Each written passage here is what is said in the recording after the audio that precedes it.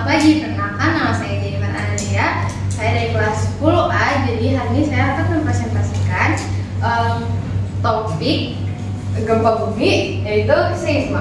Jadi apa sih pengertian seisme atau gempa? Jadi gempa bumi itu adalah getaran yang terjadi di permukaan bumi, biasanya disebabkan oleh pergerakan lempeng. Terus getaran itu akibatnya dari pelepasan energi secara tiba-tiba, jadi menyebabkan gelombang seismik. Nah, gempa bumi itu merupakan proses endogenen, yaitu akibat adanya pergerakan bumi. Nah, gempa bumi ini ada 5 jenis, yaitu berdasarkan penyebabnya, berdasarkan bentuk epicentrum, terus berdasarkan kedalaman hiposentrum, berdasarkan jarak epicentrum, berdasarkan letak pusat gempa. Jadi yang pertama itu berdasarkan penyebabnya. Jadi berdasarkan penyebabnya itu ada 3, yaitu gempa bumi runtuhan, gempa bumi vulkanik, dan gempa bumi tektonik. Jadi gempa bumi runtuhan itu akibatnya gempa bumi yang diakibatkan oleh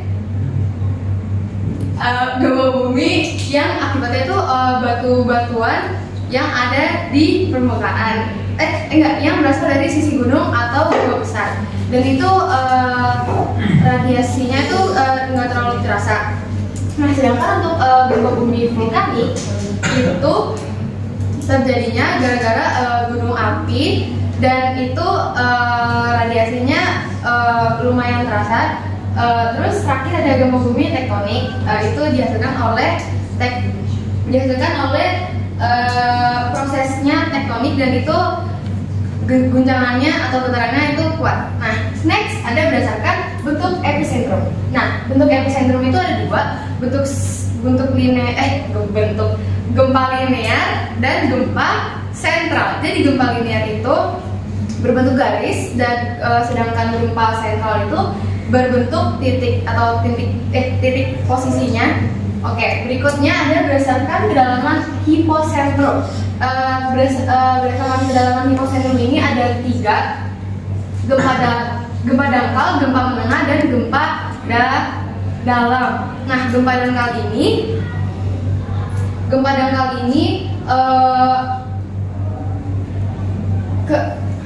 hiposentrumnya kurang dari 100 km dari permukaan bumi. Kalau misalnya gempa menengah itu setara 100 km sampai 300 km dari permukaan bumi, sedangkan gempa dalam itu 300 sampai 700 km dari permukaan bumi, dan tercatat 700 km itu paling dalam. Nah, lanjut kita ada berdasarkan jarak epicentrumnya. Nah, jarak epicentrumnya tadi ada 3, gempa setempat, gempa jauh, dan gempa jauh sekali. Nah, kalau gempa setempat itu dia kurang dari 100 km jaraknya. Dan gempa jauh itu setara 100. Gempa setempat itu kurang dari 10.000 km, dan gempa menengah itu setara 10.000 km, dan gempa jauh, terus gempa jauh sekali itu lebih dari 10.000 km. Oke, next ada berdasarkan letak pusat gempa. Nah, letak pusat gempa itu ada 2, letak gempa laut dan gempa darat. Gempa laut itu titik gempanya ada di dasar laut, atau enggak di permukaan bumi di dasar laut, di bawah laut, di dasar laut, atau di permukaan bumi di dasar atasnya. Terus kalau misalnya gempa darat itu ada di daratan, di bumi, tapi di tepi. Oke. Next ada 3 macam gelombang. Nah, gelombang yang paling kuat itu ada tepat di atas terjadinya pusat gempa yaitu epicentrum. Nah, tiga macam gelombang gempa ini ada gelombang longitudinal yaitu premier, terus ada transversal yaitu sekunder, dan ada gelombang panjang atau permukaan. Nah, gelombang longitudinal ini merambat dari hipocentrum dan 7 sampai 14 km per detik, dan periodenya itu 5 sampai 7 detik.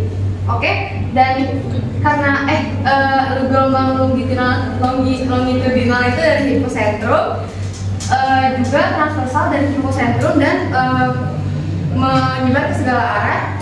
Tapi kalau yang transversal itu dia 4 sampai 7 km per detik dan periodenya itu 11 sampai 13 detik. Sedangkan kalau misalnya gelombang longitudinal sama gelombang transversal itu dari hipocentrum, kalau yang gelombang panjang atau permukaan itu dari epicentrum dan dia menyebar ke segala arah, tapi kecepatannya itu 3,5 sampai 3,9 km per detik, dan periodenya itu lebih lama dan berjangka panjang. Oke, jenis-jenis gempa yang sudah. Sekarang itu apa yang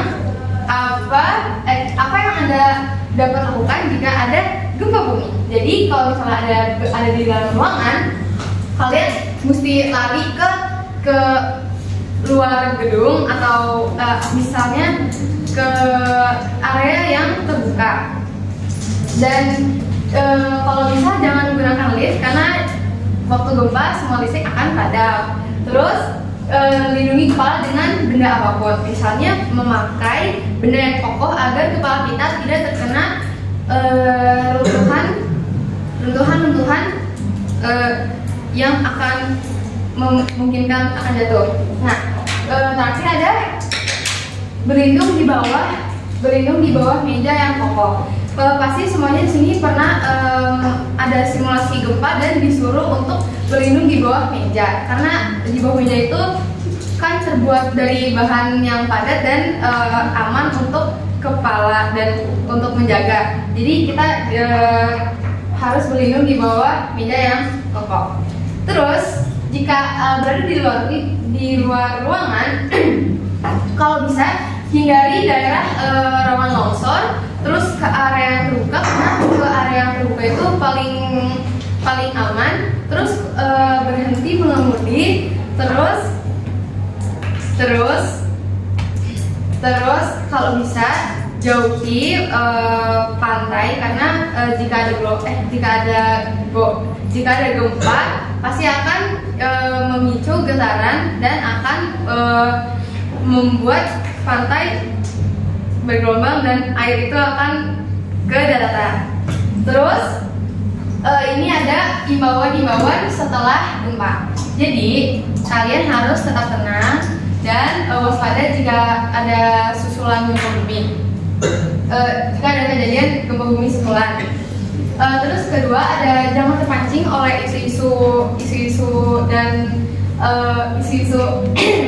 atau kabar miring tentang gempa bumi.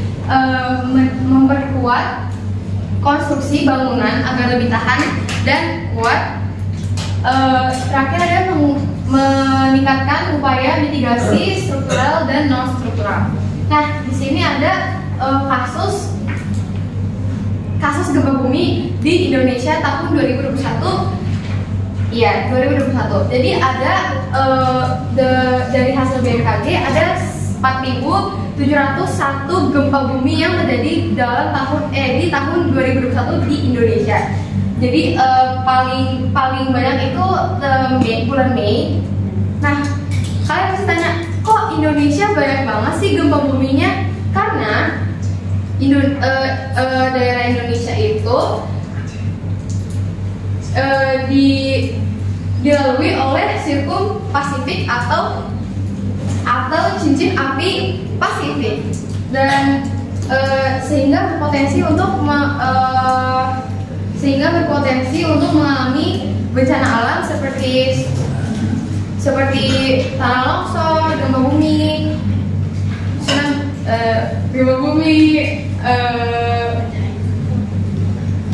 dan lain-lain. Jadi itu saja. Tidak lupa untuk kata-kata bijaknya.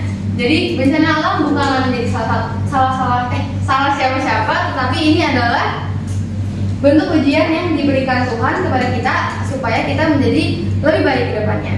Itu saja presentasi dari saya. Terima kasih dari saya. Nama saya Ibu Diana.